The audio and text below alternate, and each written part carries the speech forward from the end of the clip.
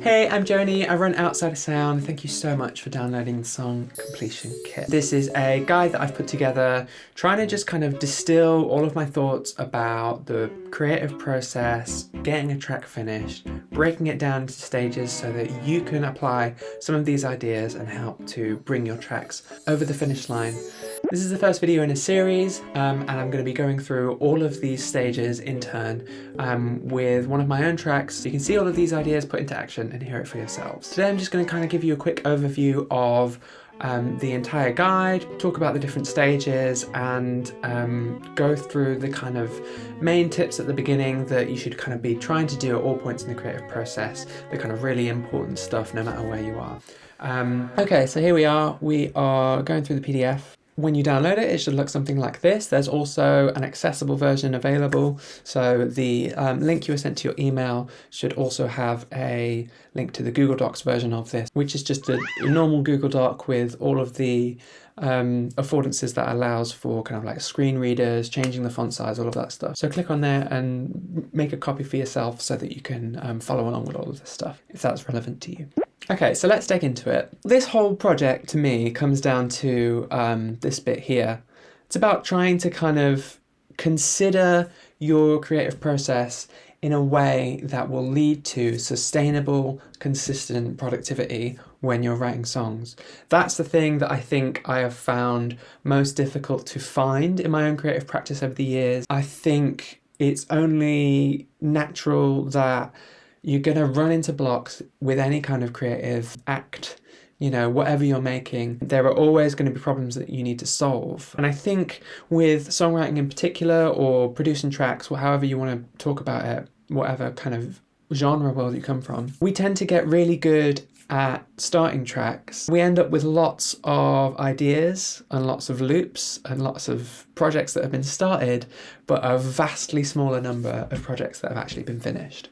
So I kind of tried to start thinking about, okay, well, how do I get better at finishing stuff? And, you know, what are the things that I can identify as kind of key points in that process? If I know where I am and I know where I want to be, given that starting point and the ideal ending point, that tells you a lot about the process of how you're going to get from one to the next. So more than anything else, this is just kind of a thought exercise. It's things for you to just kind of digest and interrogate and see if you have a response to some of these ideas in a way that is helpful for you in your productive process.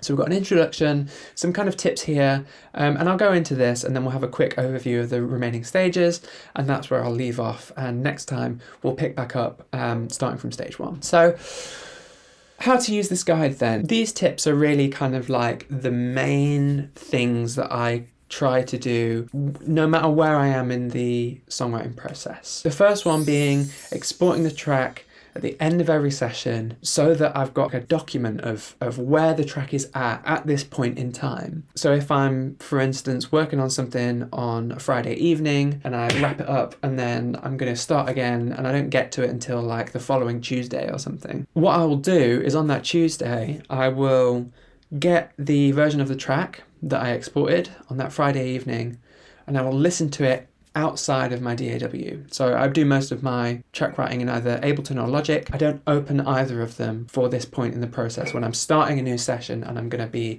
working on a track. What I do is I will just listen to it and I'll put my headphones on or I'll have my speakers on and I will grab these and I will make a list of all of the things that I hear when I listen to the track that I don't like. And I use that as a to-do list then.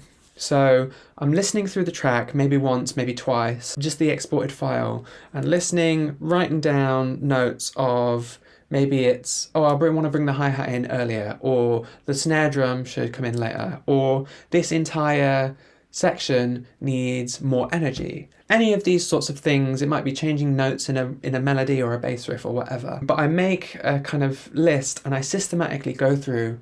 When I open Ableton or Logic or whatever DAW you use, you want to go through and use that list as the kind of structuring document for your session. So I go through all of those things one at a time and I address each of them in turn. And if I hear something that I want to change while I'm going through each of those things on the to-do list, I don't get distracted, I don't go over to it, I don't kind of start digging into it and lose track of where I was and what I was going to do before. I just write it down, I add it to the end of the list. And in this way, you can be certain that you are putting the time and the attention and the effort into the things that are actually most important, that actually jump out at you when you listen to the track. And you're not kind of like getting down in the weeds of these kind of really small details that actually you might end up changing anyway. That is a tip that really changed my music making process for the better, 100%. So the second tip then, it kind of ties into the first, and it's if you're writing, only be writing, and if you're producing, only be producing. Now, how does it tie into the first? Well, if I've got something where my arrangement needs work, or I need to rework melodies, or I need to write a new harmony line, you know, any of these kind of like songwriting-y things, I will attend to those in one chunk. And then if it's production stuff like I need a different kick drum sound, or I want to automate the synth sound so that it does X, Y, and Z over this time, or the bass needs rebalancing, you know, any of this sort of stuff that is on the more kind of technical and sort of sound end of things, I'll do those in two separate chunks. The whole point of this tip is that these are kind of two different mindsets that you're in. You're either kind of like making something or you're editing something and refining it.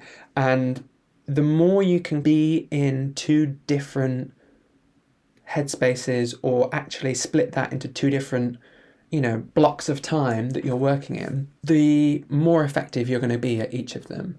Because the creative, experimental side of your brain wants to be able to like spread out and dig into these things and sort of go with the flow and just kind of get a load of stuff out there.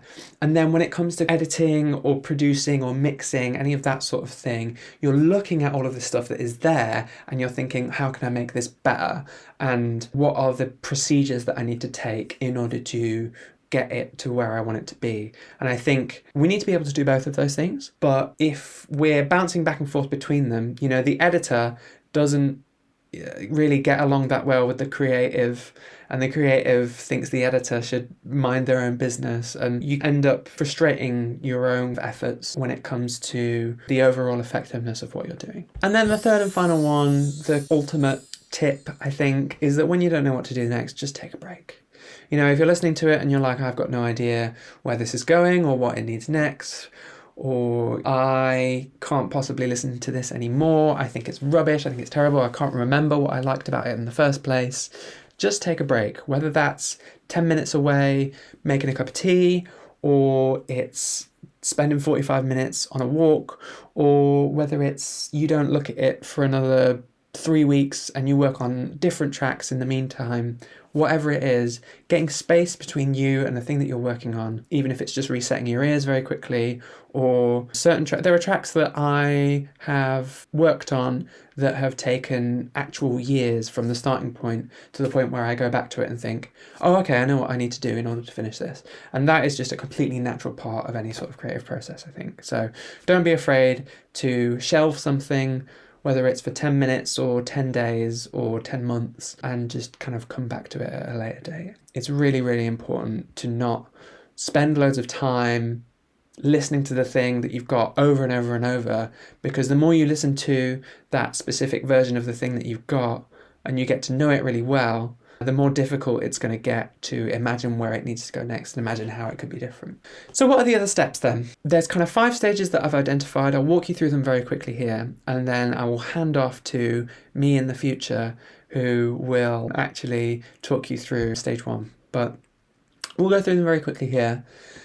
Stage 1 is our starting point. It is just the kind of the kernel of an idea, the kernel of a song, the very first thing that you have. It could be a drum beat, it could be a melody, it could be a chorus lyric, it could just be like a feeling or an idea or a experiment of, oh, I want to make something that sounds like this, or I want to use that kind of technique. It's just the kind of starting point. It's why I called it the starting point. Stage 2 is a loop, so we're taking that starting point, we're bringing it into whatever kind of songwriting environment we're using, and we are starting to kind of build stuff around it. So we're adding the other instruments into the mix, and we're adding our drum beat and our bass line to our chord progression and our melody and all of that kind of stuff. And it's a kind of chunk of music that is self-contained and it kind of says something on its own. Stage 3 is taking that loop and adding at least one other kind of chunk of music to it, maybe 3 or 4 different sections, but basically they're these big chunky building blocks of musical material and variations and contrasting sections, all of the different major pieces of the track in terms of having 8 bars of this, 16 bars of that, whatever. All of the stuff is there ready for us to kind of like piece it together and put it in sequence. And putting it in sequence then would be stage 4, which is our arrangement. So thinking about the kind of macro structure of what happens at the beginning, how does it develop, what happens in the middle, how do we get from there to the end point, what is the journey that we go on in terms of the energy level or the moods that we're going through, and then also on the micro level, at what point does the bass line switch from version A of the bass riff to version B, where are the drum fills, what are the accents, what are the kind of small details, and where do they happen in relation to that kind of bigger structure. That's our arrangement. Which leads us then, once we've got all of that stuff in place, to stage 5, which is the finishing touches. So this is where you take something that kind of is a more or less finished piece of music, right? It's an arranged track with different sections, and it's got an arc and a flow to it that you like, that you think fits together really well. And then we're adding stuff in. It's the special spice. It's the strawberry sauce in your ice cream. It's the kind of thing that doesn't, strictly speaking, need to be there, but the fact that it is there makes the whole thing that much more successful and impressive. And today we're going to look into stage 1, which is our starting point. So this is really the genesis of the entire track. And you could spend a whole lot of time just talking about different ways to get to this idea, this initial kind of like inspiration, the thing that you're going to be able to track around. Let's get stuck in. So let's have a quick look at the actual page itself then. The way that I kind of lay out all of this stuff, I try to talk through, okay, what is this thing? What, where are we at in the process? What defines being here at this stage? And then I talk a little bit about, okay, what are the issues that we might run into? Where might there be struggles? What are the kind of pain points? How can we kind of think about the things that might be holding us back from getting here? And then the kind of real meat, the bulk of it, is about these strategies, about ways of getting from whatever point you were at to this next point in the process, the next rung on the ladder.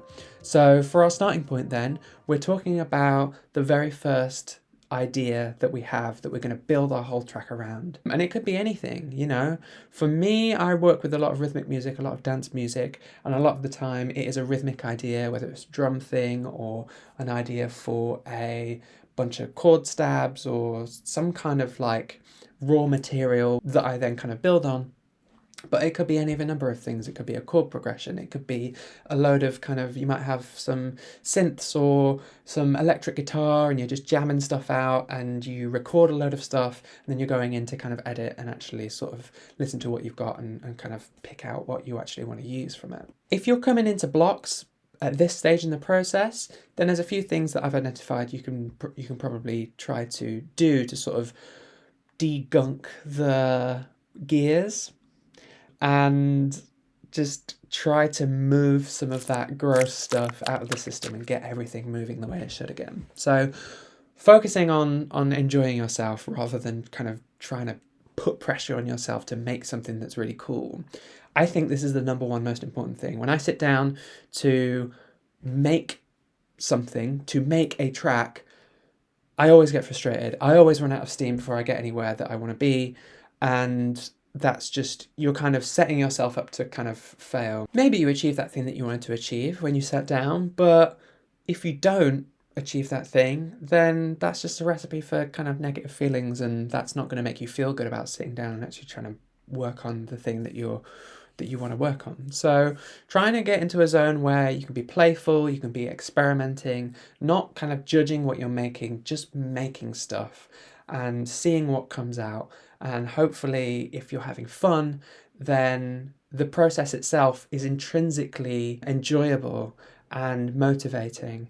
And if you can just be enjoying the process, then eventually, if you do that for long enough, then something will come out of that process that you're like, aha, I've got a thing, I've found something, that's something that's really cool, I really like what I just heard, or, I really like this thing that I just tried, or whatever it is. It's about focusing on enjoying the process rather than trying to really hone in on the kind of end result. The second thing to remember is that just having something to work from is more conducive to being able to kind of work on it than having that blank page, having that empty project. Nothing is more daunting than starting from scratch. So just kind of try to bear in mind that you don't need to be married to your very first idea. You don't need to absolutely commit to it and think, this is absolutely going to be the core of my most amazing track ever. Just kind of get yourself going, go through a starting point, and if you like the way that you build on it and you like the way it develops, great. And if you don't, okay, well then we can change some stuff about it. It's much easier to go from having something there and refining it and turning it into something really cool than it is to kind of have nothing and be like, well, how do I make something really cool? And then the third one is to take inspiration from a song that you like. So you might pick out a particular sound or mood or rhythmic idea or melody, shape, chord progression, whatever it is, from something that really inspires you, and just kind of like pick out kind of one aspect of it. Don't rip it off wholesale, but try to make something that captures what you like about that aspect of that song. And then you can start to take it in a different direction and build something else around it in a way that kind of nods to your influences but actually says something that's personal to you. So what's my starting point for this track then? Well, this is a place where a lot of my tracks actually start out, and it's just an idea that came into my head while I was out walking the dog. And quite often I'll be listening to a podcast or thinking about something else, and I'll just have some idea pop into my head. So voice notes are great for this. So I will just kind of like record, I'll show you right now, record the idea that I have into the app on my phone, and that will be a way for me to kind of remember the thing that I thought, oh, there's something to that. So for this project, we've got this.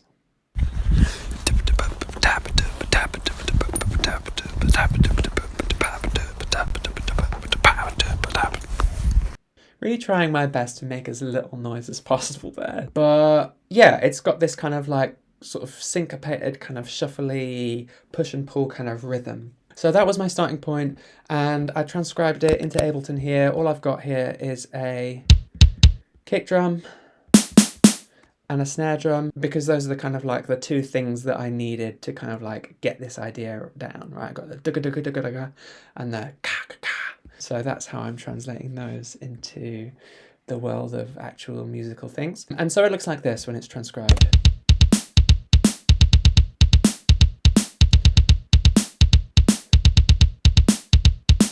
Not super exciting as it stands, but what I'm going to do is I think I'm going to try to take this rhythm and split it up and share it out across a bunch of different drum sounds so that it's not just a static kick drum, snare drum. It might be like a few different kind of drum voices and kind of reorchestrating this rhythm, trying to retain some of that groove and yeah, see where it goes. So we'll see. A few minutes later. Okay, I've done some tinkering and some tweaking on my initial idea, and I think it's going in a pretty cool direction. So I have now got 1, 2, 3, 4, 5 kick drums, a shaker sound to kind of keep the beat, and I've still got a snare drum. So what I've tried to do here, as I was saying before, I kind of tried to split up that rhythm that we started from across all of these different kind of kick drum sounds so that it kind of feels a bit more energetic, it feels a bit more alive, it feels like there's kind of texture and excitement happening. So have a listen, see what you think.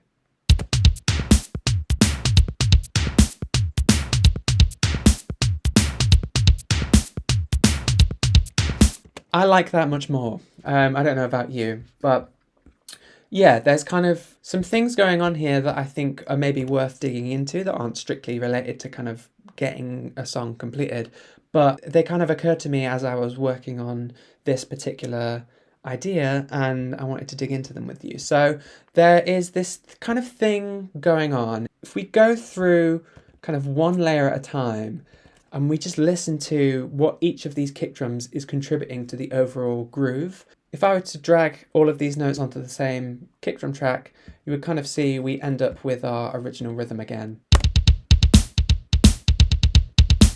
But because I've now split it across all of these different voices, we get a much different feel, a much more kind of exciting thing going on. So hi, me again in the edit, and just wanted to drop in and say that another thing that I've done at this stage is vary the velocities of each of the different hits to kind of like emphasize and de-emphasize different kind of moments in the bar, because that's a really important part of making the groove kind of work and adding to the feel of the whole thing. I just wanted to make sure that that was mentioned here because I didn't actually mention it initially. Anyway, back to your regularly scheduled programming. Let's go one by one and listen to how all of them contribute to the overall feel of the pattern. So we've got the first one, and I'll keep the shaker on just so we can hear a consistent beat. So that's our kind of first point. We've just got at the start of every bar this 2-beat, this 2-note kind of punctuation. That offbeat snare drum, you know, doing what it was doing before. But I think where it gets a bit more interesting is some of these other kick drum sounds and the rhythms that they're actually each playing. So we've got this one. And actually, if I mute the snare drum, so kick 5 here is playing a pattern that repeats every half a bar, right? If kick 1, that kind of first one, is playing a pattern that repeats every 4 beats, kick 5 repeats every 2 beats. So we've got this thing happening where we've got patterns that are happening over the course of 4 beats, patterns that are happening over the course of 2 beats. Let's listen to some of the other kick layers.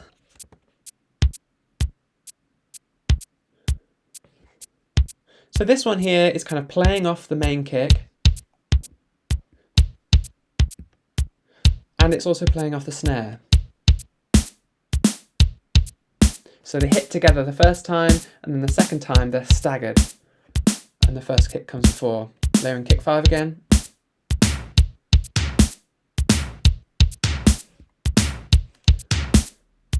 So, and then we've got kick 3. This is kind of supporting, doing kind of some of the in-between notes, as is kick 2. Kick 3, I think, is probably the least kind of prominent one in terms of how much you hear it in the actual full beat. But if I take it out and add all the others in, so we've got that big doof of kick 5 happening, as I say, every half a bar. Kick 2, really important kind of rhythmic counterbalance to the other stuff that's going on. And the groove kind of works like that, but then as soon as I add in kick 3, this is the point where we've actually got our you know, like in my voice note. Yeah, there's kind of all of these different little sub-rhythms that are all happening. So we've got this kind of thing happening between kick 2 and kick 5.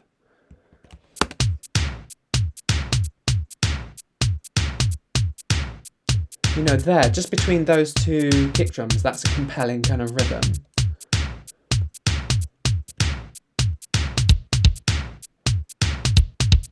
Ditto between kick 4 and the snare drum. And so the way all of these things kind of interact with each other, you know, you can kind of like have bits and pieces on and off and kind of fit them together.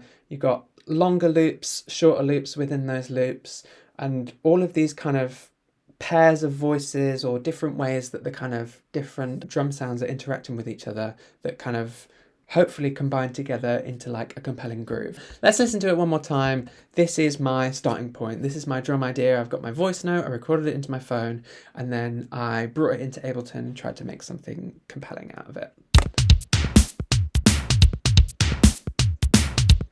I think that's pretty cool. It's got this kind of like UK funky sort of drummy, hard drum thing going on that I think is kind of cool, and I think should bring us into a pretty sweet place for building on that.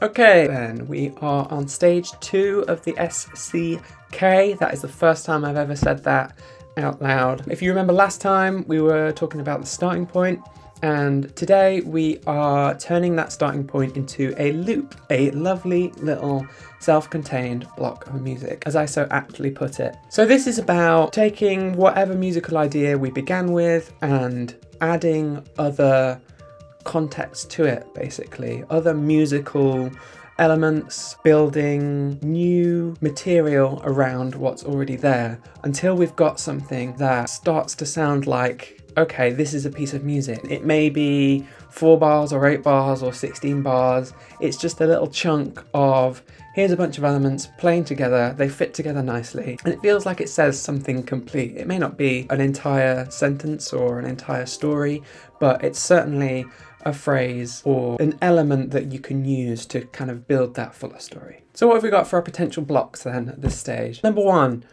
not being able to come up with layers that fit your idea. That's a pretty common one, and that will be something that you will probably just get better at as you get more practice and more experience. And a lot of the time it just takes trying a few different things until you find the thing that actually works, or you can tweak it, or you can change what you've already got to fit around it. Stuck with a short loop that you don't know how to make longer? You know, you might have 1 bar or 2 bars, but you're not sure how to make that into 4 bars or 8 bars of like a longer phrase. So we'll get into some ways to solve that kind of problem. And then the third potential block, this is not an exhaustive list by any stretch of the imagination, but another potential block is the sounds you're using not fitting together and sounding like they belong with one another. But what are the things that we can do then to try to get from that starting point to this stage of having a loop? Once again, we've got 3 different strategies to discuss. Strategy number 1 being variation. So an easy way to build something out and make it into a longer phrase, a longer pattern, is to just kind of take what you've got, duplicate it, and tweak some elements. You may not want to tweak absolutely everything, but if you've got, for instance, like with the track that I worked on last time and that I'll be showing you how I've developed it this time, if you're starting out with a load of drums and you've got different drum sounds and they're playing different patterns and stuff like that, you could take a 1 bar loop and duplicate it, make it into a 2 bar loop, and just vary up some of the rhythms that the drums are playing. You probably don't want to, you probably don't even need to change all of the rhythms for all of the drums in that 2nd bar, because then you'll kind of just have one thing happening in the 1st bar and a different thing happening in the 2nd bar and trading off, and that might be cool. I don't know, try it.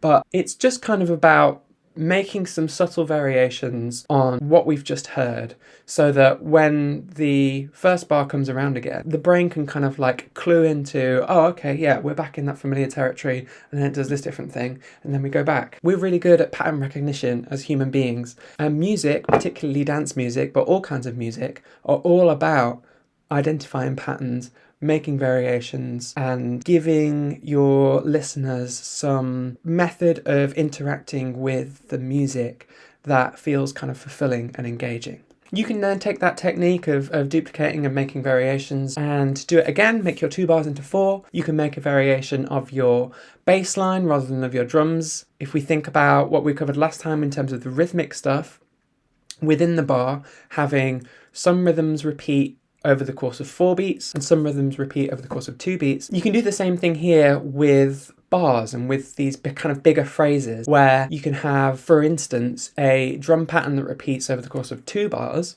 with a variation between bar 1 and bar 2, and you can have a bass line that repeats over the course of 4 bars, where you've got one bass line for the first 2 bars and another bass line for bars 3 and 4. So having things repeating over different timescales that kind of intersect and overlap is a really great way of making your music feel more dynamic, even when the kind of bigger chunk, that 4 bars or whatever, is repeating and developing over time. There's still kind of movement happening within it. Next strategy, thinking about the roles your layers are occupying. So if you're having a problem with sounds clashing or not fitting together, or feeling like, oh, it sounds really great when I've got these three elements in, but then I add this fourth one in and it doesn't really work, or these two don't work together, it can be really helpful to try and figure out, okay, what role is each of these elements playing in my track?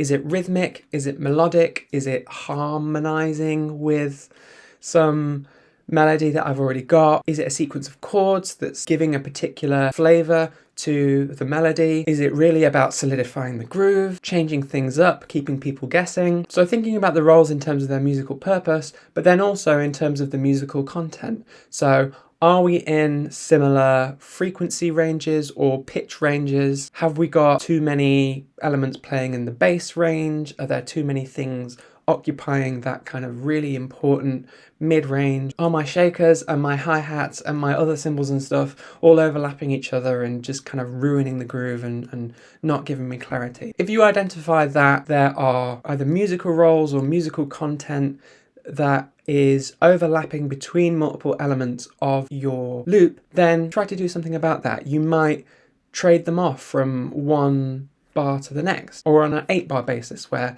the first 4 bars one of your elements is audible and the next 4 bars another element is audible in the same range, but we don't hear them both at the same time. This is something that I think about in like classic grime instrumentals and stuff like that. They're really good at doing this thing of like, okay, here's 4 bars of this, here's 4 bars of that, and then you're trading off between these A and B things. The other thing that you can do is, you don't have to do that over that long a time scale. You could do it over 1 or 2 bars, or even within a bar, chop things up and trade them off with one another, make a bit of a call and response. That can be a really fun way to rework your musical material. And the other thing that you can do is actually shift the musical content of what each sound is doing out of the way of one another. So that might be transposing things up or down, changing a rhythmic part into more of a sustained pad sound, anything that you can do to get your sounds out of the way of each other so that they can each be providing something unique to your track, and in that way make a whole that's bigger than the sum of its parts. And then the third strategy is going back to your inspirations again. If you're really stuck for what kind of elements you want to bring into your loop and build on top of your starting point idea, a really great exercise is to just take an element or a couple of elements from tracks that you really love, that you find really inspiring. But the trick here is to go for elements from songs that are really diverse. So if you're really into, I don't know, jazz, you might take a kind of chord progression that your favorite jazz pianist might play, and you might sit that underneath a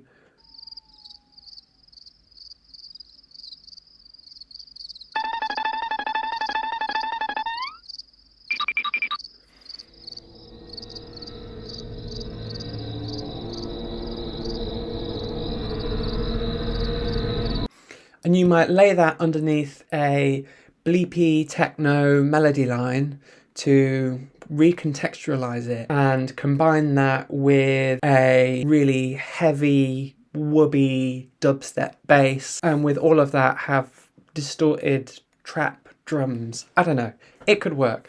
But my point is, taking inspiration from lots of different styles of music, all things that you're really into and really passionate about, but that other people wouldn't think to put together in the particular way that you and your taste can inform you to do.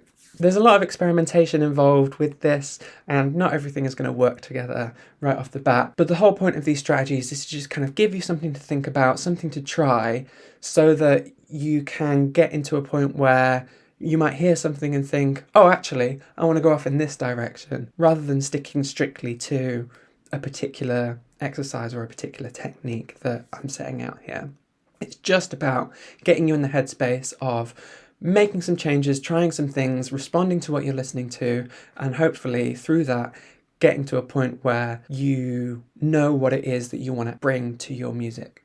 So that's that on that. Now I'm going to go over to Ableton and we will dig into the track that I started last time, and I'll show you what I've added to it. All right, we're back in Ableton. And I've muted everything that isn't that initial idea that we started with last time. So as a reminder, that sounded like this. Fun, kind of like groovy, bouncy, syncopated rhythm, kind of modern club style thing. And the first place that I went with this was, okay, I want to add a big beefy bass sound. And actually what I've done here is I've taken a bass sound that I just kind of made on its own just for the sake of making a bass sound a while ago, and I've just copied and pasted it into here, and I think it sounds pretty good. I think it fits the drum pattern pretty well, and I think sonically it's sitting in a space that I'm really excited about. I have no idea where to put myself so that you can actually see what I'm doing. I could do this. Hold on. Here we go.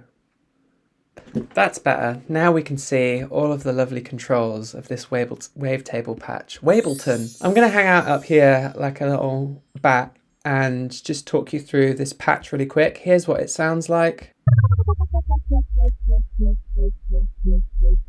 I'm not going to get too deep into the nitty-gritty of how all of this stuff is set up. It's basically two wavetable oscillators supported by the sub-oscillator, and I'm using an envelope to affect the pitch and also to affect the speed of an LFO that's affecting various parameters, including the wavetable position of the first oscillator and the overall amplitude. What I do want to touch on real quick is that it's all encapsulated in an instrument rack, and that gives you a way to map multiple parameter changes to the same control in Ableton.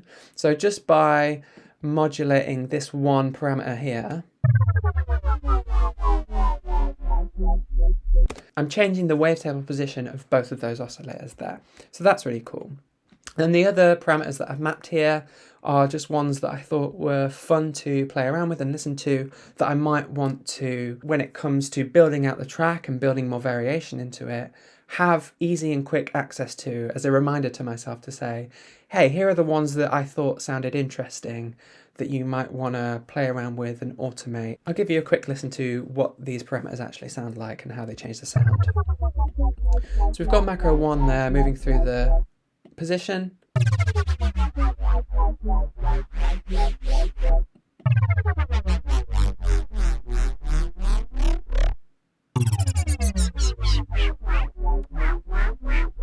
All right, that's me back. So yeah, let's hear what this sounds like with the drums then.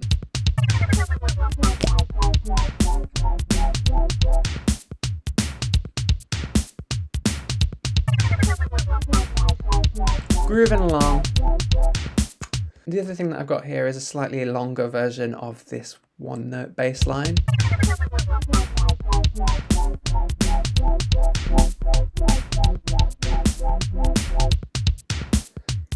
And that then doesn't repeat immediately. We kind of have a long time without bass. It comes back around.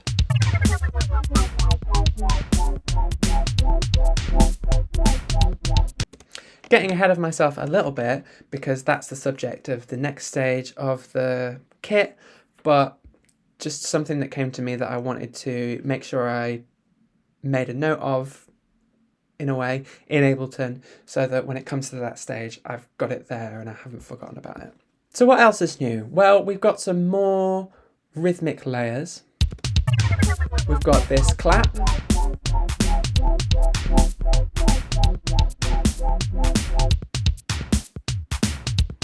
So this is kind of intended to be kind of an alternative to that snare drum.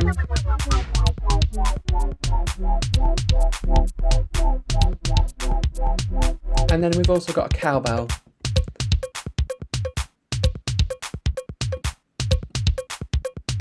Just basically adding in more drum layers so that I can chop and change them and keep things happening when it comes to the arrangement phase much later on. Just having the ability to swap out claps and cowbells and snare drums and different kick sounds is going to be a really big help when it comes to making sure that the arrangement stays interesting over time. The next thing that I dropped in is actually another sound from a track idea that might be like 6 or 7 years old at least. It's this pad sound.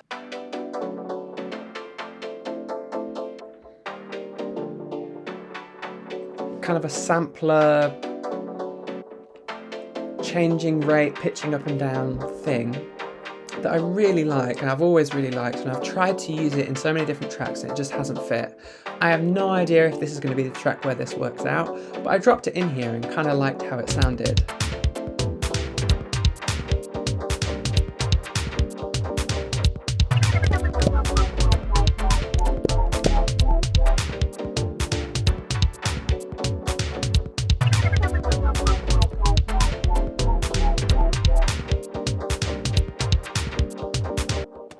As I say, I keep trying over and over and over to use this one sound. Maybe this will be the one, who knows? So that's giving us some like harmonic flavour. It's quite sort of melancholic but also really pretty, of this transposing chord moving up and down in the sampler. It's got a kind of like dusty texture that I really enjoy, and I think that's a really nice offset to the super like high-tech bass sound and the really like almost kind of chuggy but syncopated drums. And then I wanted some more melodic stuff, or some rhythmic chords basically. So we've got this is just a stock Ableton sound. It's a 12-string guitar. It doesn't really sound much like one, but it's a really cool synthetic FM string sound. I've got this doing really basic rhythmic stabs. Let's just listen to it without the pad.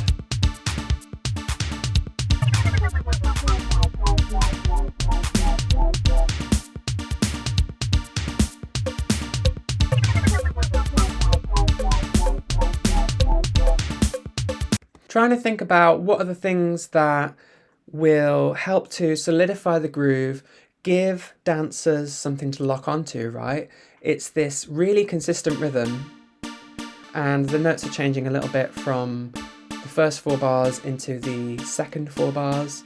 But yeah, it's just another element that is solidifying that groove, giving us something to kind of grab onto in the midst of all of the kind of rhythmic madness, and also the tension and release of these notes together to these notes together is just something that I really enjoy and find kind of compelling. So this stab sound and the pad together, there's kind of a weird clash going on here. Here it sounds great. So one of the things that I've had to do is, again, we're looking ahead a little bit here, but I'm just laying the groundwork for myself now, is that I don't think that main 2-chord stab pattern fits with the pad sound that I want to try to use. So what I've done is I've made a copy of this loop and I've just trimmed it down to that 2nd chord. So now, harmonically, they fit together. They're not clashing. So if I do want to use both of these sounds together when it comes to the arrangement phase, I know that they're actually going to sit together all right. In the context of the mix,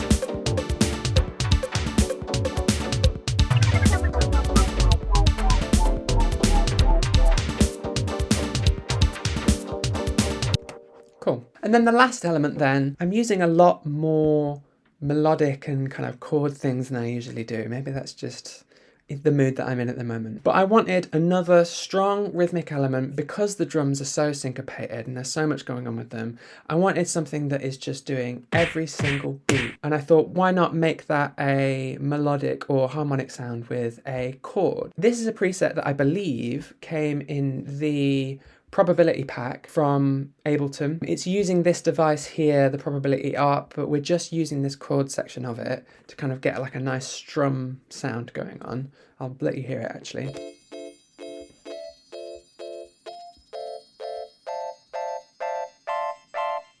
And we're scrolling through these inversions of this chord. So the actual MIDI notes, it's just the same D note over and over. But I'm using this stuff over here. It's a minor ninth, I guess. And we're scrolling through the different inversions. So the notes stay the same, but they're played at different points on the full range of the keyboard. The other thing that's going on here is we've got these 3 LFOs. So we've got one that is modulating the stiffness. So that's this element of it. So going from this kind of soft sound to this really bright, kind of chimey thing. The second one is modulating that inversion. Inversion 1, inversion 2.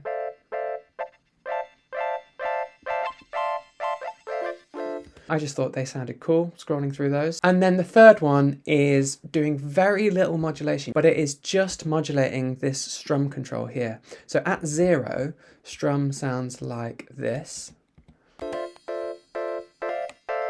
It's just playing the full chord all at the exact same time. As the strum increases, we get kind of more and more of that kind of nice sort of one after the other falling over each other thing going on. But in the context of the other stuff, that sounds like this.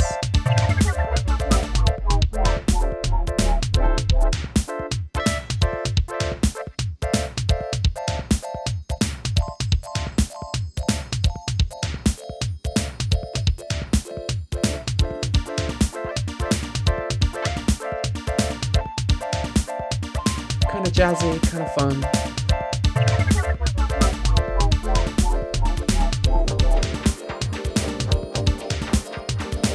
And there you have it. This is my loop. These are my raw materials.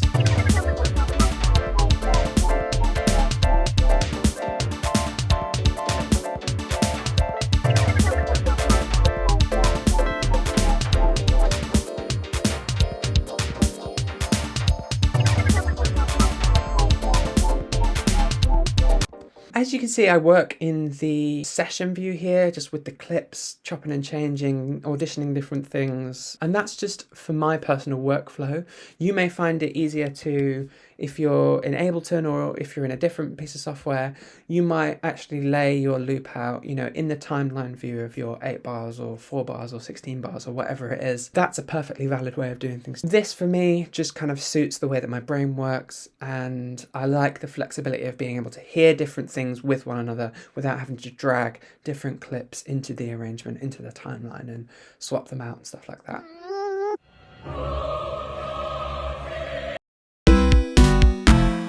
This time around, we are talking about a song idea. That's where we've got at least a couple of different loops, a couple of different sections, different flavors that we're going to use in our arrangement to keep things interesting, provide some contrast, and make sure that our song has a satisfying arc. This is the #1 stage that people get stuck before they get to. People don't often get their songs to this stage. A lot of the time, you get stuck in the loop stage, that's stage 2, where you've got a piece of music, a chunk, it works, it sounds good, you've got different parts that will fit together, but then when it comes to actually turning that into a song over the course of several minutes that actually has a satisfying arc, there's not enough musical material there to keep things going, and it stagnates, and you might get a minute or a minute and a half of stuff that you really like, but then you're not really sure where to go next. And this is the #1 thing that you can do to help your songs get to that next stage and get closer to being finished, eventually finish them. I cannot stress enough that this is like the #1 thing that helps me to finish songs when I get stuck with them. Getting in the habit of coming up with alternate sections for my tracks has been a massive game changer, just in terms of how much further I can take each song, and eventually how many songs I can actually finish. Okay, so we're here looking at stage 3 of the SCK. Still not sure how I feel about actually saying that out loud, but we're talking about the song idea, all the raw materials ready to be put into place, or most of the raw materials. To be perfectly honest, a lot of the time I add things, I take things away when it comes to the arrangement. None of these stages are cut and dry. Once it's done, it's done. Things you will be going back and forth across all of these kind of different modes as you identify and try to come up with solutions for different problems and roadblocks that you run into along the way. But all of which is to say, having multiple different sections that you can construct your track out of, even if like me, you're primarily a dance music producer where we don't have kind of verses and choruses and stuff like that, having kind of an A section and a B section and maybe even a C section is super important for being able to make dynamic, interesting music that's going to hold your listeners' attention. So what are our potential blocks at this stage? Well, the first is that we don't know where to take the song next. That's fairly self-explanatory. We just don't know what to add on to it. We don't have any ideas to make a contrastic section out of. Second potential block, the sections don't really fit together. They don't cohere into a whole that actually sounds like they belong in the same track. For some tracks, they are going to sound really different. That works in certain styles of music, other styles of music, not so much. So it's just about having an idea of what you're going for and what you're trying to achieve with your song so that you can make decisions accordingly in terms of how related your different sections are. And then the last one, which is probably the place where most unfinished tracks linger and wither on the vine, is getting stuck listening to your loop over and over with no new ideas. You just get stuck in this zone of, well, I've got what I've got and I don't know what to do next. So I'm going to listen to it again and see if this time round it prompts some magical inspiration that I've never come across in the hundreds of other times that I've listened through to this loop. That might be a bit of an over-exaggeration, I might be being a bit harsh there, but putting it like that hopefully communicates something about how much that kind of attitude is just setting yourself up to fail. If this is you, you're probably at the stage where you just need to take a break from your track. As we said right back in the start of the guide. If you don't know what to do next, take a break. Whether that's a short time, whether that's a long time, working on something else, taking a sabbatical away from music making. If you're getting frustrated, you're getting stuck, you don't know where to go next, take a break, come back to it and try some of these strategies. So strategy number 1 for getting out of the loop stage and getting to stage 3 here is to take one element of your track and build a new loop around it. So it doesn't even have to be one of your main sounds. It can just be a supporting layer or a couple of elements of your drum kit. Take something, keep it the same as it is in your first section and recontextualize it by making different musical choices in the instrumentation that you're supporting it with and layering around it. This can even work if you've got something that is super vital, super characterful, super characteristic of the entire direction your song is going, like an amazing bass line or a particularly memorable hook or lead sort of thing. Taking that element that sounds a certain way and challenging yourself to make it sound completely different by using a different drum beat, a different chord progression, different sound palettes. Take the same melody and put it into a different synth or a different sampler or a different instrument. That's a great way of having some cohesion between your different sections while making sure that what you come out with is something fresh and distinct that's going to be a really great breath of fresh air, something really dynamic to contrast against your first starting idea. That brings us into strategy 2, which is to keep some continuity between sections. This is something that's going to really vary a lot according to personal taste and the genres that you're working in, the scene, the other artists that your music is in conversation with. But try to think critically about how different your different sections sound, whether you need to change absolutely everything up, whether you want to make it more of a subtle evolution, building on it in more minimal ways. And if you do find that, hey, I've got this other idea for this other section that sounds completely different from my first idea and I want to try and jam the two together, that can be a really great exercise to take some elements from one side, take some elements from the other and try to kind of marry them together and blend between them in a way where you get this radical kind of contrast, but there is a heart and identity to your song that carries through the whole thing, whether that's just an attitude, a vibe, or it's more specifically about particular musical elements. The third strategy is similar to trying to kind of build out your loop. You can just take what you've got, duplicate it, and tweak some things. This is probably the main way that I end up trying to get to this song idea stage, is to just take the drum pattern that I've got, copy it, and try to shift a couple of significant elements around, the things that are really pinning down the groove and dictating the feel of the track, and just shifting them in a way that gives the track a whole new flavour without sounding like a complete diversion into different territory. You can also have the sounds that you're using play completely different riffs, notes, melodies, chords to the same rhythm, or different rhythms to the same notes. Just getting in there with the MIDI, or if you're an instrumentalist, trying to change things up, the way that you voice chords or little phrases and rhythmic figures that you're playing. Just swap them around, vary them up, and use what you've already got as the seed for this other section. Okay, that about covers it for the actual content of the guide. Let's go over to Ableton and I will show you where I've gotten to with the track that we've been working on, how I got to this stage of having a song idea of a couple of different sections. Alright, so I'm back inside of Ableton and I've made a few tweaks, made a few changes, altered some of the stuff that we had last episode and added some new stuff in. And I think it's going in a really cool direction. So where are we at? The way that I've organised this is to lay out my A section or my initial idea and my B section, this new idea that I'm going to trade off when it comes to arranging the full track, into two different scenes here in the session view. So the first one sounds like this.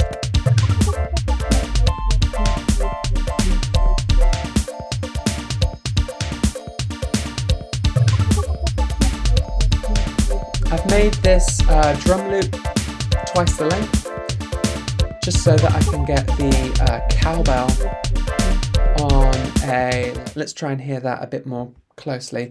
This cowbell is now doing a 2-bar rhythm, where pretty much everything else I think is on a 1-bar rhythm. So just having loops of different lengths on top of each other, that thing that we keep coming back to that I think is really key to my personal style of dance music drum programming.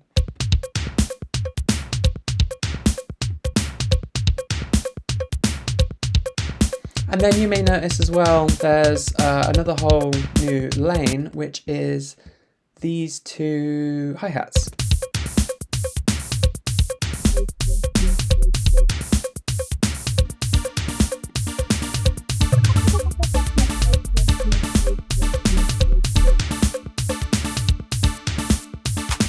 So just giving myself more flexibility in the high end of different percussion, hi-hat, shaker things to swap in and out. Having some flexibility there is going to be really key to maintaining a consistent energy level while still being able to kind of vary things up between shakers, closed hi-hat, open hi-hat, and keep things dynamic and interesting. So yeah, first section is basically the same stuff that we had last time. I've got the bass sound, I've got the drum loop, the chord stab, and this organ sound, which means that our contrasting section is where this pad lives. Now, I've done a couple of things. First of all, I've decided, okay, because I had these ideas from last time of, first of all, having the longer bass note repeating over a longer time scale, where we've got this repeating over 8 bars instead of 4 for the bass, and also the change to the chord stabs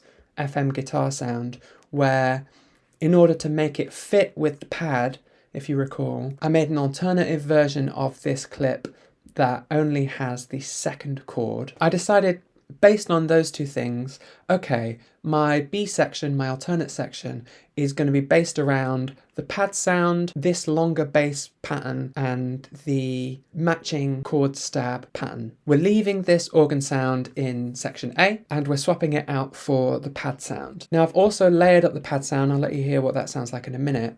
And I duplicated the drum pattern and shifted it around. So now our B section sounds like this.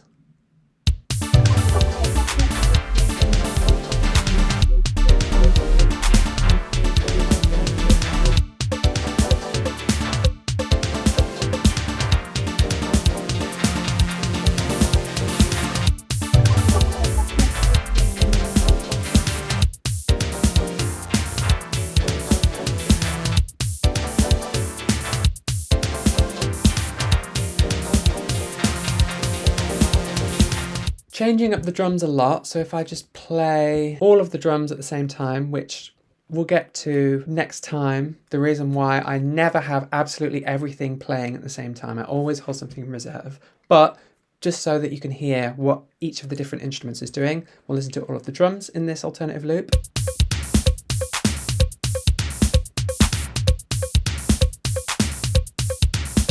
So you can hear, so I've muted a few things.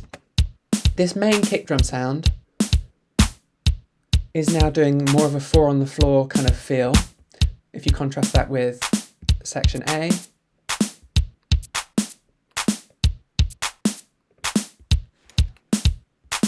And around that I've tweaked a few things, kept some things the same.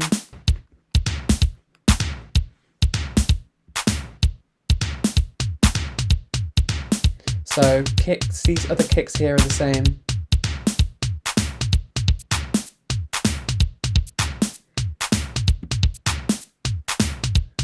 You can already hear how swapping back and forth between these two patterns, even outside of the distinct sections, is going to be a lot of fun and give us a lot of groove in the track. We've got our longer bass riff again, as I said.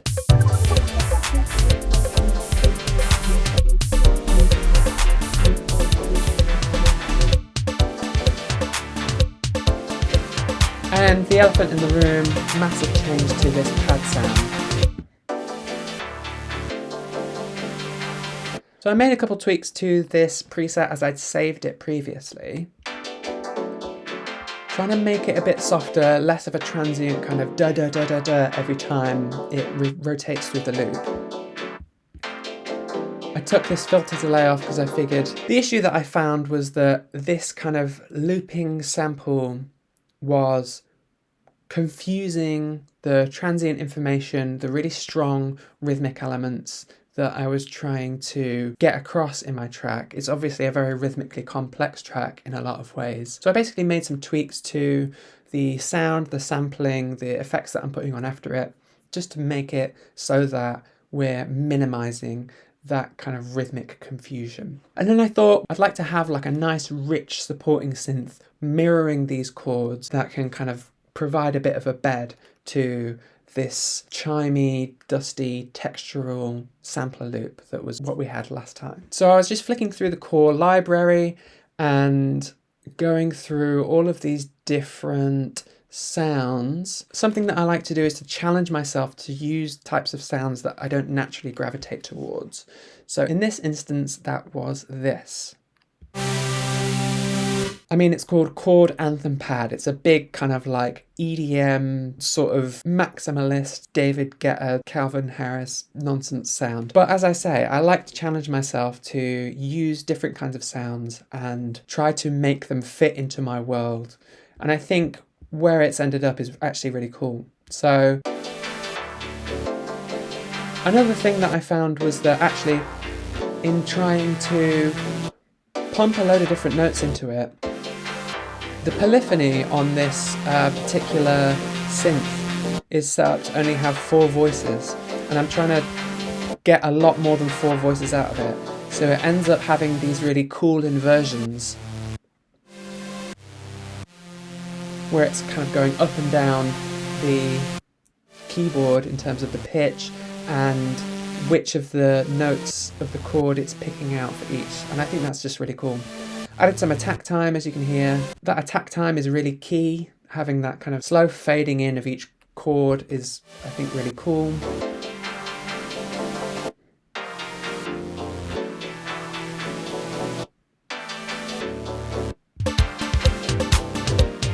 And I think that makes it a really cool contrasting flavour. So while what the bass is doing, what the chord stabs are doing, are quite similar to my A section, in this B section, that really characterful, really colourful pad sound is doing a lot to differentiate it, as are the completely different drum patterns that I'm using the same sounds for, but changing up the rhythmic feel in a pretty major way to differentiate this A section and the B section as much as I can. So let's have another little listen.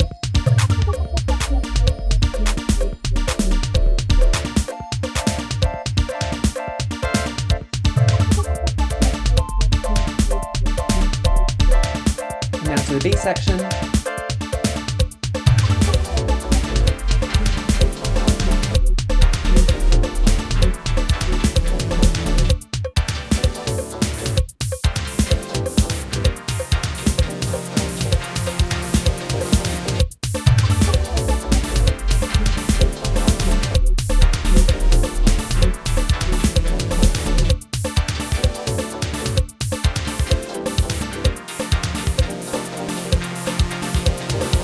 I think automating some of those parameters, particularly the bass, the pad sound, I'm going to get a lot of dynamism and excitement out of these sounds. I'm really excited with where this track is going. I think it's just got a cool character to it that I'm really enjoying playing around with.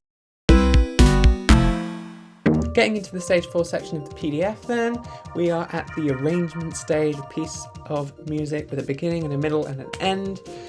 This is another one that is really in-depth. It's kind of a skill that I think a lot of us don't really get to practice all that much because so many get stuck at that kind of like loop stage. This is really where the majority of the song actually becoming a song happens. We're trying to think about the overall structure from section to section to section throughout the whole track, but we're also trying to think about what are the details in between the small changes that happen within those sections that keep propelling us forward through the piece of music. Some of the potential blocks at this stage, the arrangement isn't keeping your interest, which is probably down to some of those small changes that I was talking about. Your track having noticeable chunks where everything's kind of static for a set period of time. It might be 8 bars or 16 bars or 32 bars where nothing changes. You've just got a section that's just in a big block, and then at the end of that block everything changes all at once again.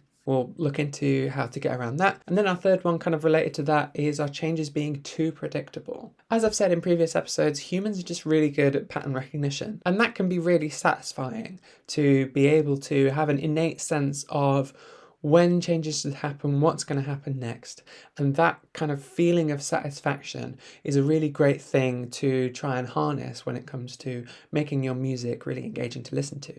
But if you go too far in that direction, where everything happens exactly as the listener expects it to, your track can get really stale, and it's the little surprises and the upsets and the, oh, I didn't expect it to do that, that really bring a track to life and keep us engaged. It's not just about establishing and adhering to the pattern, it's also about diverging from that pattern in interesting ways. What are some strategies that we can use to get to this stage then?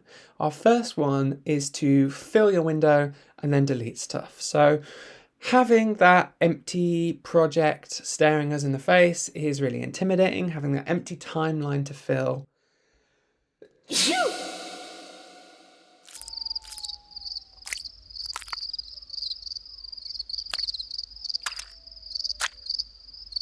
Is there another one coming? Yes, there is. There absolutely is. Having an empty timeline to fill can be a real block to your creativity because it just feels like there's so much to do and you don't really know where to start. Just throwing some stuff in at random without even listening to it can be a really great way to just get a block of clay on the, what do they call those things that they spin clay? Is it just like a turntable or a wheel, a spinning wheel? No, that's for yarn and stuff. Whatever it is, you're getting the block of clay ready to be worked on and then molding it, shaping it, taking bits away, adding new stuff to it. And it's just about having a starting point that you can then listen to and go through and make the changes that you want to make as you kind of hear them. This is a really great tip for those of you who don't really know where to start with arranging stuff. Just get as much stuff in your arrangement as you want to have. Say if you want to have a 3-minute track or a 5-minute track or whatever, throw loads of stuff in at random, don't worry too much about where it falls along the bar lines, any of that kind of stuff, and then start listening through it and think, okay, does this have a satisfying arc? What can I do to strip things back, build them back up again, and give my arrangement that feeling of kind of authorship that is probably going to be lacking if you're just kind of throwing stuff in at random. Our second strategy is to make a small change every 4 bars or maybe 8 bars. This is something that is trying to make you think about how do you maintain interest in your track. It could be that you've got a really lovely vocal or a really great virtuosic instrumental part that is drawing the listener's attention and giving them something to focus on. And in that case, you might not need to change something but we're just trying to get thinking about where are the places that we can make small adjustments, not the kind of thing that is going to draw the listener's attention directly to the change that you made, but these subtle adjustments that are going to give your track a feeling of life, a feeling of dynamics, and make it feel like there's stuff happening. This could be as simple as taking a snare drum out or changing from one variation of a bass line to another variation and then back again over the course of 8 bars or something like that.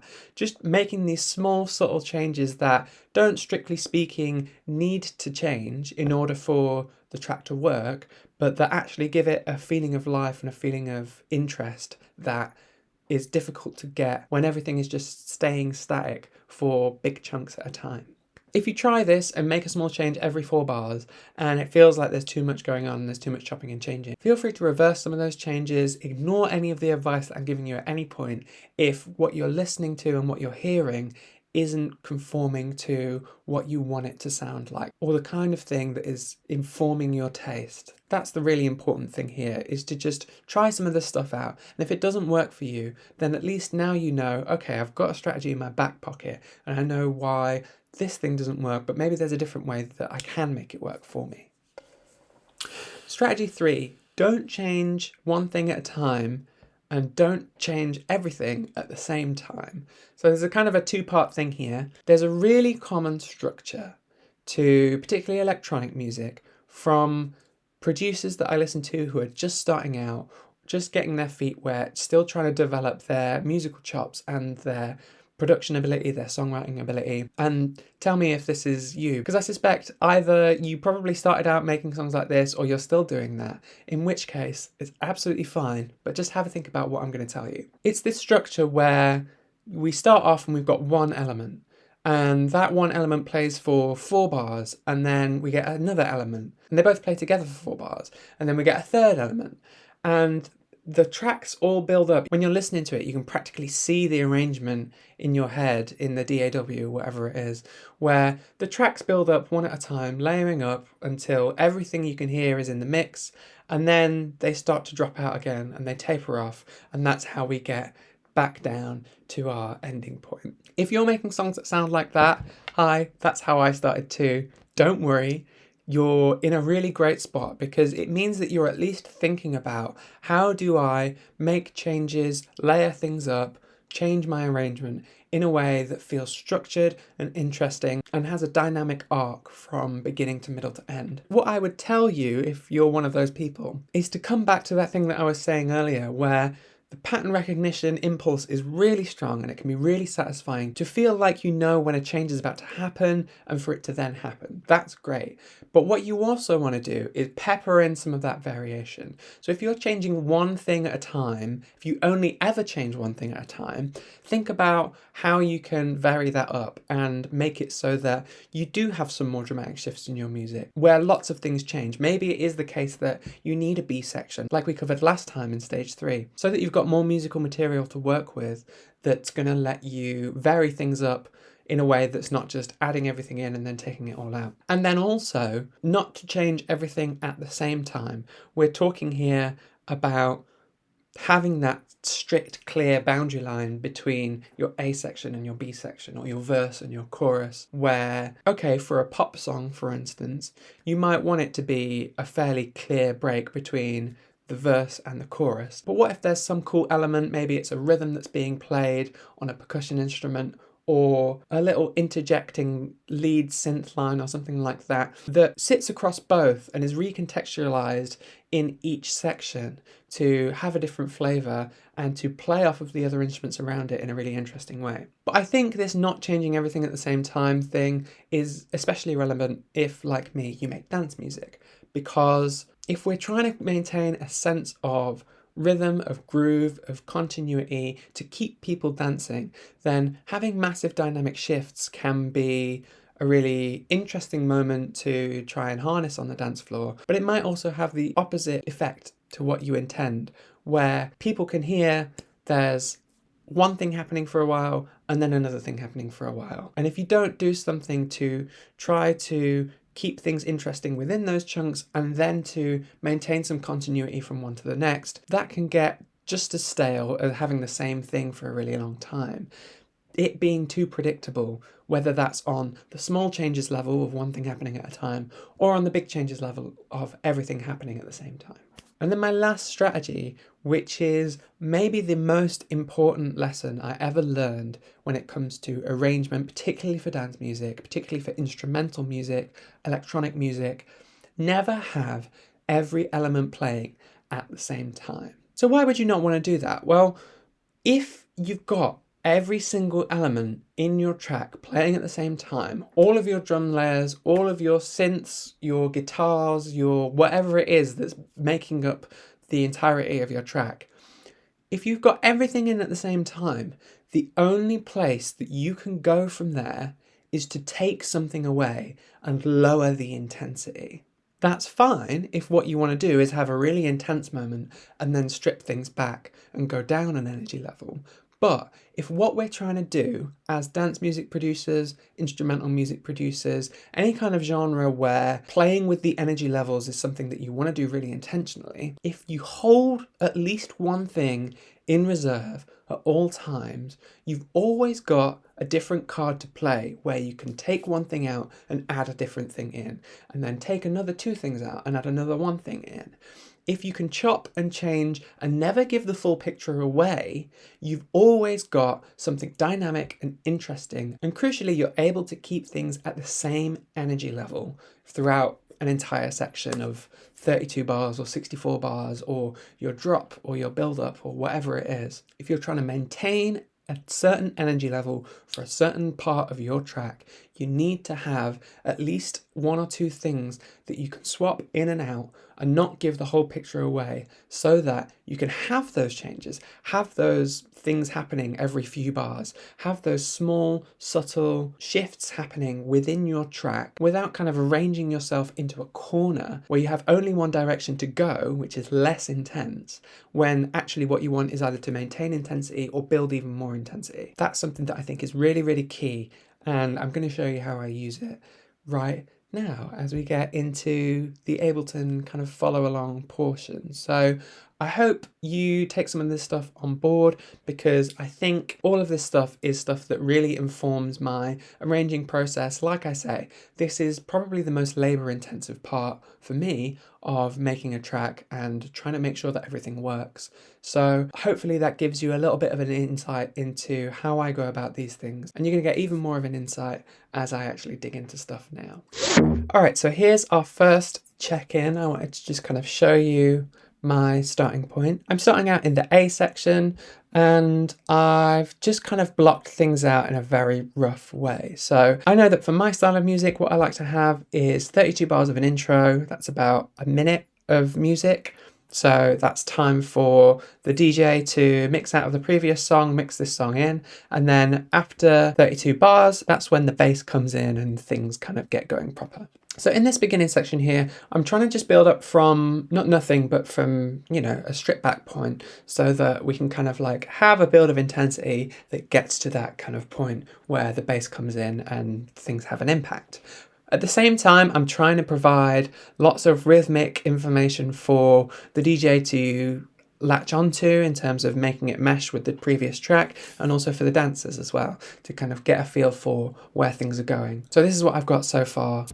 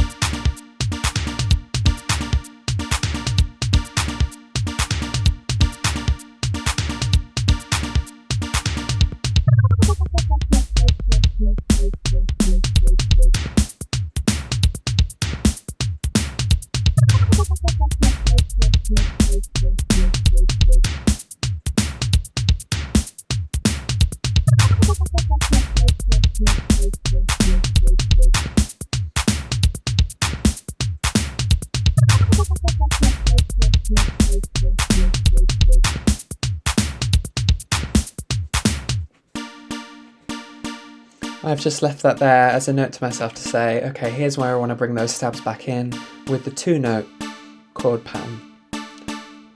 So as you can hear, it's not super exciting at the moment, but I know that with the right automation, the right effects, I know my process, and I do a lot of layering on of effects after I've kind of blocked out the arrangement. So what I'm trying to do here is make it so that everything kind of makes sense and it feels like there's development and propulsion happening with just the basic elements on their own.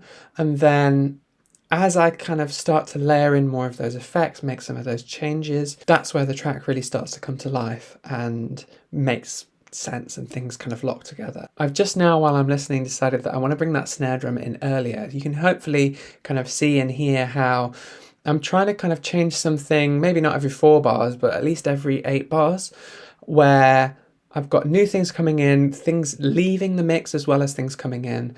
And I am also trying to, like with this kick drum here, it comes in actually a bar before that 8-bar line. So I'm trying not to make it so that every single change happens exactly on that 8-bar point.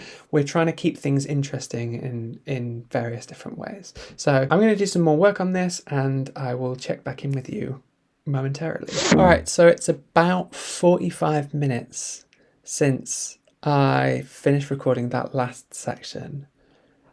And I've got my first draft of the song. This might be the fastest I've ever knocked out an arrangement. I don't know why. I guess I'm just feeling it today. But what I've done is I have exploded out all of the individual drum tracks. All you do is you go on your drum rack and you right click on the sound that you want to take out and you click extract chains, and that gives you each of the drums on its own MIDI track, just like this. So we can see, instead of having to look at the MIDI clip and try and figure out, okay, what's playing and what's not, we can kind of see fairly clearly which ones are playing and which ones aren't. Now, something that is probably worth mentioning is that I haven't used this organ sound at all, which is kind of a shame because I did like the sound, but what I found was it was making the song too sad. That nice, pretty minor 9th chord it's playing is really pretty, but it just made it overall a bit too emotionally available for my liking. I like my tracks to have an air of mystique about them and maybe some underlying emotions and some kind of feelings going on, but not too obviously and not too on the surface. So I'm going to delete that now. Okay, so I'll play the whole thing from start to end for the end of the video, but I just wanted to kind of walk you through some of the things that I have changed. So you may have noticed that there's this extra purple thing in here that wasn't in here before. This is a string sound. It's from, I've tweaked this preset, but it's from the Tyrell N6, which is a Yuhi freeware synth. It's kind of like a Juno-ish sort of thing. It's really great sounds. And I basically just decided that we needed some more tension in certain parts of the track. And that's what this is giving us.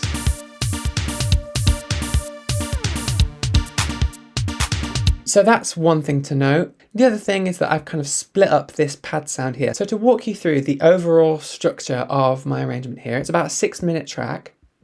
Dance track. As I said before, we've got this 32-bar intro, that's the first minute leading up to when the bass comes in. So this section here that I've got highlighted is kind of like our A section. It's the main kind of thrust of the track. There's a kind of a fairly consistent energy level. There's a couple of dips and troughs just to kind of keep things moving. But this is where we're establishing the main kind of theme, the main sound of the track. And it's also where I'm going to do a lot of that bass automation on the bass synth. I'm going to be doing lots of effects, kind of like dub effects, echoes and reverbs and all of that kind of stuff. And that's what's going to keep things moving, keep things interesting in this section. Then you can see here, I've got this pad sound that's kind of fading in over these 16 bars, or however many it is, yeah, 16 bars, that leads us into this section here, which is kind of our B section. So we've got a lot of this pad sound, which is our chords, rather really characterful, flavorful chord sound. And we're basically enjoying that, letting it come in. You can see all of the kick drums go out when this extra layer of the pad sound comes in to give it maximum impact. So we're kind of like pulling back a bit with less percussion and drums, and then we're launching back into it for this kind of section here. But really, again, the pad is the kind of main star of the show in this bit here. Then we've got a bit of a cool off period right after the pad here. So when it drops out, we're kind of stripping everything back. And then the last sort of minute or so here is just a outro, where we're just kind of going through, chopping and changing between a couple of different drum patterns and some very sparse, picked out different parts of that sampled pad sound to sort of just pepper it in and remind you, hey, this is where we just came from, as the track kind of draws to a close. That's pretty much the overall structure of it. Now, I will probably tweak a few things. I will probably pepper in some of the B section patterns in with the A section patterns, particularly with the drums. This is all subject to change, but my first draft, this is what we're kind of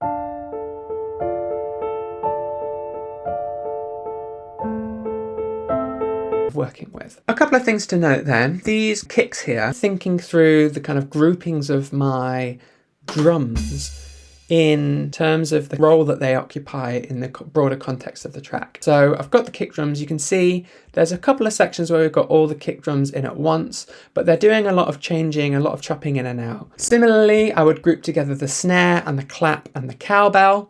I don't think, okay, there's one point here where all three are playing at the same time, but it's either one of these, two of them, either the snare and the clap, or the clap and the cowbell, or the snare and the cowbell. And there's very little times where these mid-range drums are all playing at the same time. So again, holding something in reserve all the time, making sure that you've got something to shift, something to change, something to go back to at different points in your track. But yeah, hopefully you can kind of see that I'm trying to just kind of think about the different roles that our sounds are playing in the mix. If you go back to, I think, stage 2, when we're talking about building out the loop, thinking about the roles that our individual parts are playing and trying to get them out of each other's way, or make sure that we're using them in a way that gets the absolute most we can out of each of them. So yeah, that's all of that. If you want to hear the full first draft of this arrangement, stay tuned, keep watching for that.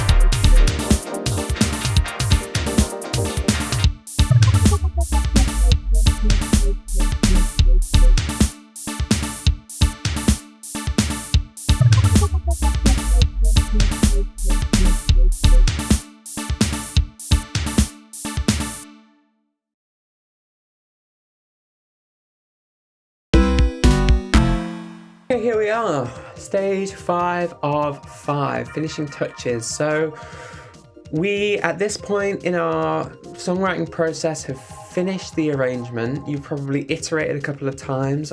When we get into Ableton, I will show you the different rounds of revisions and stuff that I made to the first draft that you saw in the last episode. But usually from that first draft stage, I make a few rounds of revisions, make sure that everything is sitting the way that I want it to sit. And then we're listening in a slightly different mode to just kind of elevate all of that music that we've got and set it off and make it as good as it can possibly be. Our potential blocks at this stage is not having space in the arrangement for these kind of extra details and stuff like that.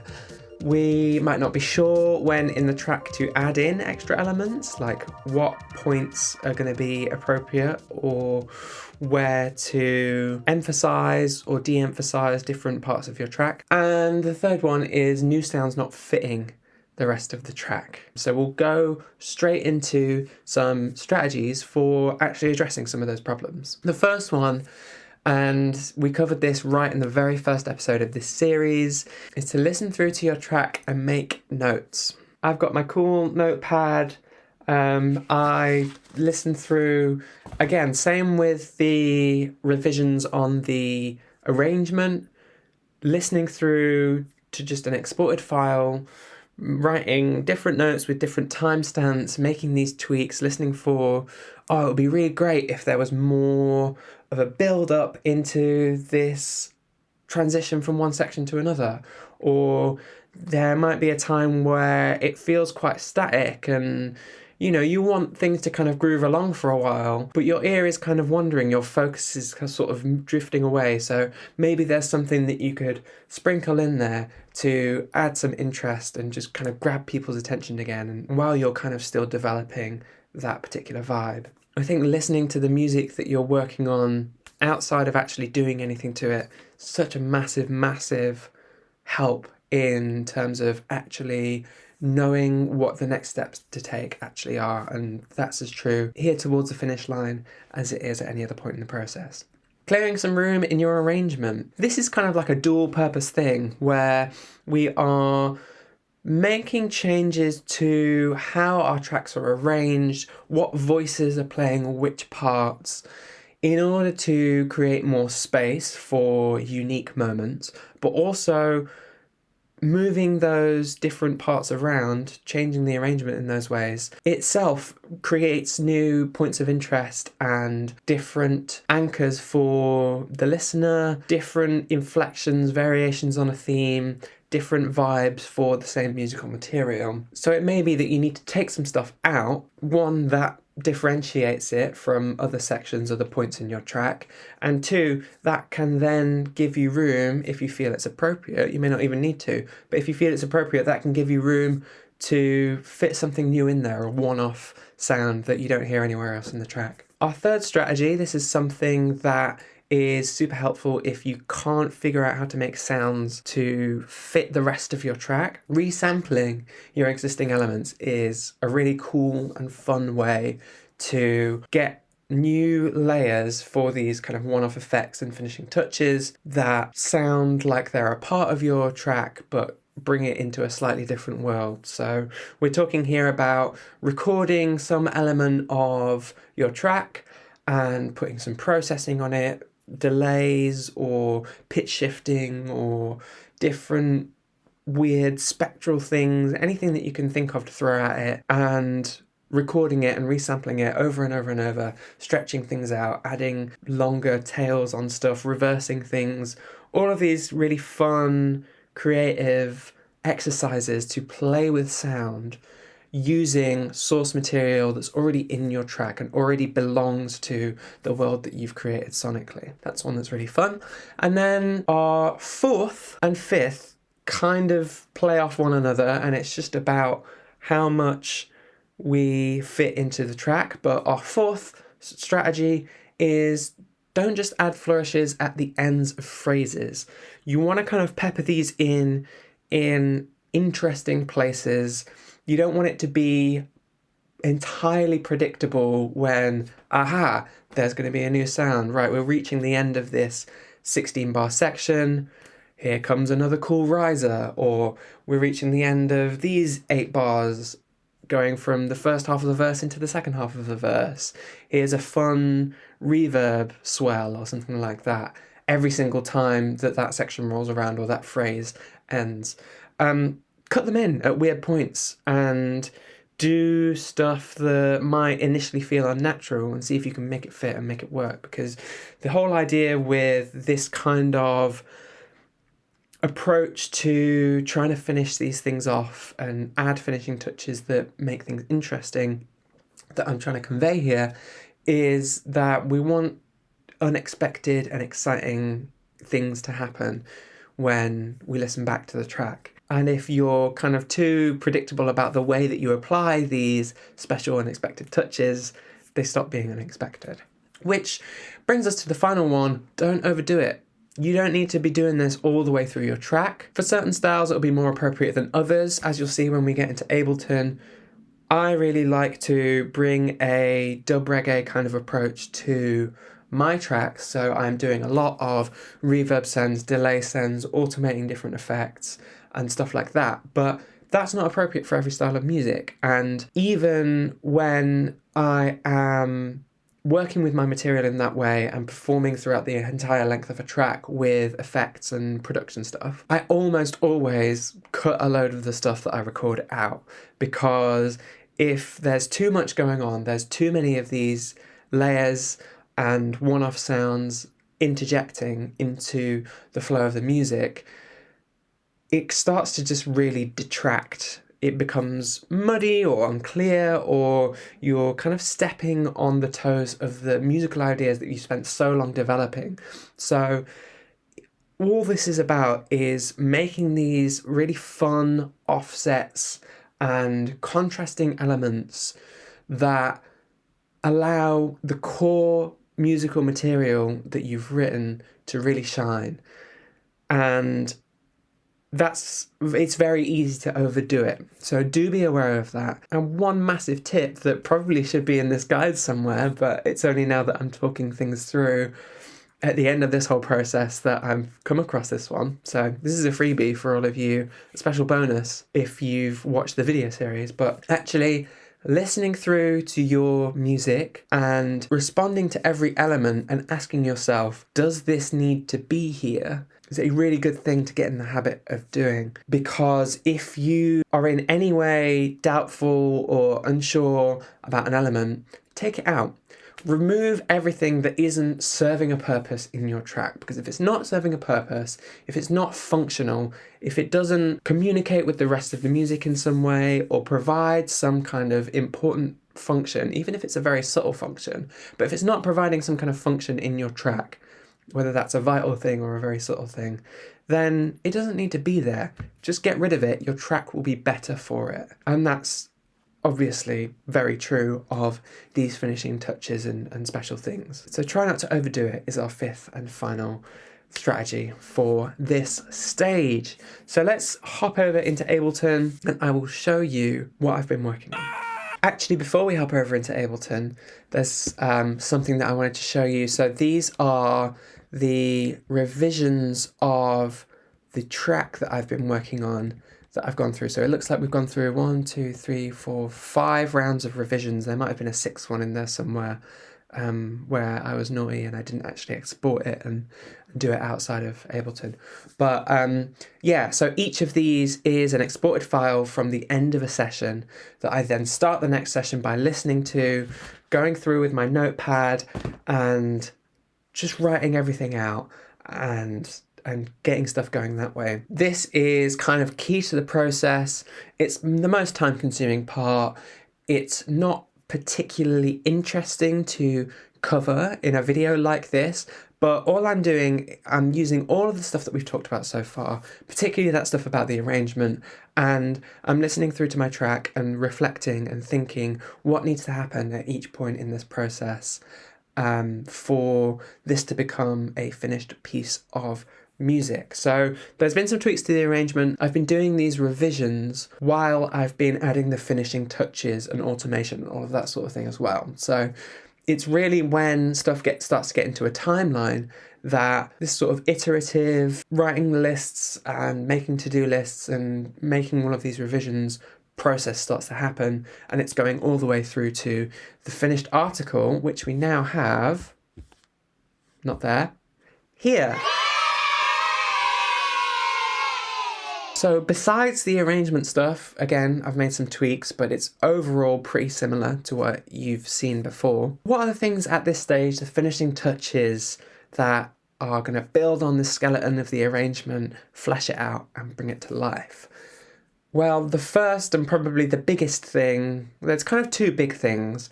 The first one is there's a hell of a lot of automation that I've done on the bass. Now, you're probably looking at that and thinking, my God, what is wrong with her?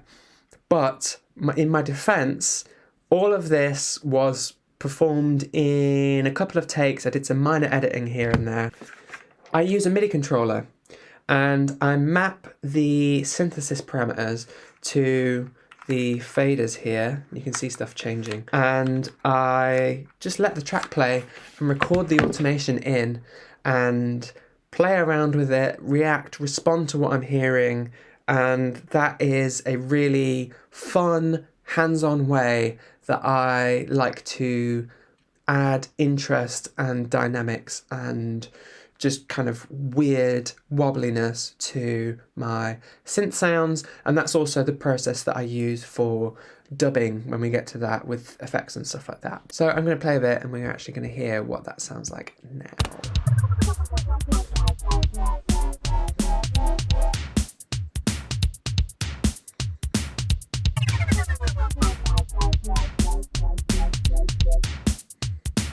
Playing with the dynamics,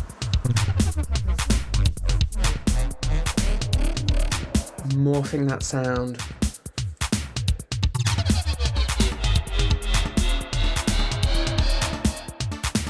You can hear the other stuff I've got going on as well. I'll go into that in a sec.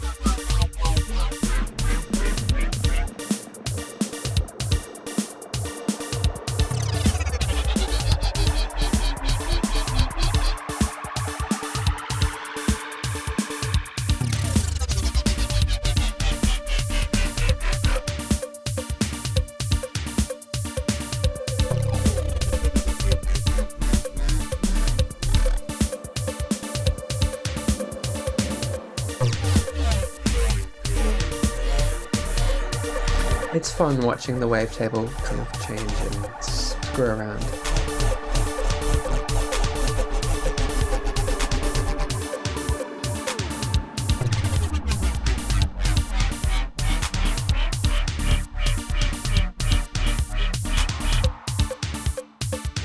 Anyway, you get the idea. I recorded a bunch of automation, it made the bass go crazy, and it's a lot of fun. Some of the other stuff that I've done, we've changed the octave of some of these chord stabs. Instead of them just kind of being in the same spot all the time. So that's a fun thing to play around with. And then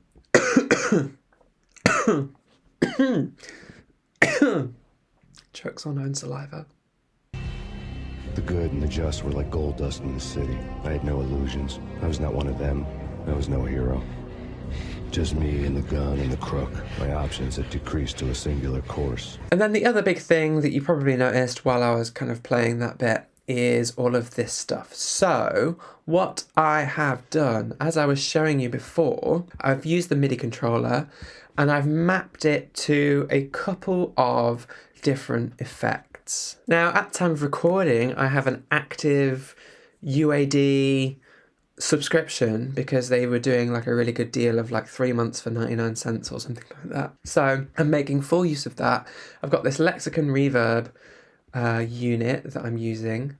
It doesn't matter particularly which effects I'm using, but I'm just to talk you through my chain. We've got this Lexicon Reverb. It's doing this kind of fun warbly thing. And then the other thing that I've got going on as a send is the UAD Galaxy, which is like a space echo kind of thing, automating the decay rate and the feedback and all of this kind of good stuff. But yeah, so I recorded the output of those. So these two tracks here, I MIDI mapped the various sends across the different tracks, and then I'm recording from the outputs of these two effects return tracks here. You can't see that because my face is in the way. These two here, I'm recording from the outputs of those onto two audio tracks and just taking all of that stuff as raw audio data. I can get rid of these now because it'll save CPU. And as you can see, I've clipped out a lot of this stuff, muted things, chopped things around a little bit. But basically the overall effect of this is to try to add some interest. It's that dub mixing thing that I was talking about. The dub reggae influence of taking the stuff that you've got, performing it through these effects and things like that. And that's something that I really love. It informs my taste musically in a lot of senses. So that's why I'm integrating it into my track like this. For you, that might take a completely different shape. You know, it might be using some particular reverbs or delays that really speak to you and your aesthetic tastes. Or it might not be that you automate and perform stuff in it all. It might be very clear cut what happens when, and a very kind of precise, measured way of adding in these extra layers and sound designing stuff. For me, I like the kind of slapdash approach. I like getting in there hands-on. I think it brings some life to my tracks and it just kind of suits the way that I approach these things. But whatever this process looks like for you, whatever the additional layers, additional secret sauce is that makes sense for how you like to present your music, this is that stage where we go through and we think about how it all fits together and at what points we need more energy and what points we need a release of energy, and how these things all kind of play off one another throughout the whole length of your track. As we did last time, will add a recording of the whole track as it now stands in its pretty much final form, ready for mixing. That will be at the end of this video if you want to hear it, but for now we will wrap up and just talk about this whole process. I hope you found some of that interesting, enlightening, dare I say, inspiring, maybe. All of this stuff is my way of trying to help you, give you a bunch of different things to think about and consider when you're making music, steps to take, planning out your process from one stage to the next to help you finish more songs. If you followed along with this with your own music, I would love to hear it. Send it to me either here on YouTube or email it to me, journey@outsidersound.co.uk. That would be super sick to hear something that you made. I am all about that. Thank you so much for following along this process with me. It's been really helpful even for me in my own perspective on the music making process. Hopefully I'm going to be able to finish more tracks than I ever have before.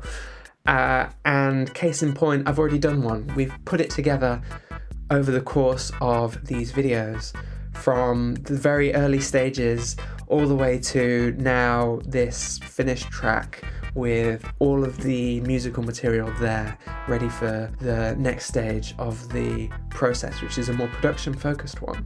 If you found this useful, beneficial in any way, I am so super glad. Please like this video, subscribe to the channel. I am doing more videos about all of this stuff, about how to come up with ideas, different stages of the songwriting process, different creative production tips and tutorials. And if you have got music that is finished and you need some help with the production end of things, then consider getting in touch with me at outsidersound.co.uk. I offer production and mixing and mastering services to primarily queer people like myself, but even if that's not you and you want me to work on your music, come and get in touch, because I would love to hear from you. I would love to maybe work with you. I am really excited about hopefully helping people bring more music into the world, and if I do that by directly having my hands on the production end of things, fantastic.